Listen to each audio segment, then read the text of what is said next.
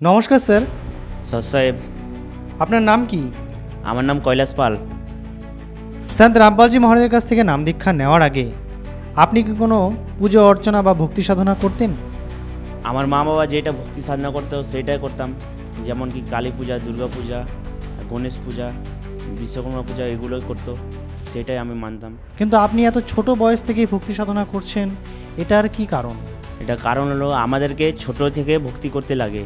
3 বছর পরেই আমাকে ভক্তি করতে লাগে। যেমন কি আমার দাদু আছে, ওর 100 বছর হয়ে গেছে, ও হাঁটতে চলতে পারে না, ভক্তি করতে পারে না ভালোভাবে। তার জন্য আমাদেরকে ছোটো থেকে ভক্তি করতে লাগে। বড় হয়ে গেলে তো আমরা ভক্তি করতে পারবো না। যে সন্ত রামপালজি মহারাজের যারাই ভক্তি নিয়েছে অবশ্যই কিছু না কিছু লাভ পেয়েছে, তো আপনি কি কোনো লাভ পেয়েছেন আমাদের দর্শককে বলবেন। প্রথমে তো আমি আধ্যাত্মিক লাভ পেয়েছি, তারপরে আমি নেশা করতাম, নেশা থেকে আমি মুক্ত হয়েছি।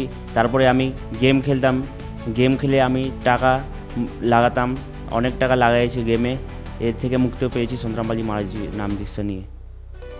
তারপরে আমার অনেক টেনশন থাকতো, সেই টেনশনটা আমার শেষ হয়ে গেছে। তারপরে আমি মানসিক লাভ পেয়েছি, আর্থিক লাভ পেয়েছি পরমাত্মার স্মরণে এসে। সম্পূর্ণ ভিডিওটি দেখার জন্য ডেসক্রিপশন বক্সে দেওয়া লিংকে ক্লিক করুন।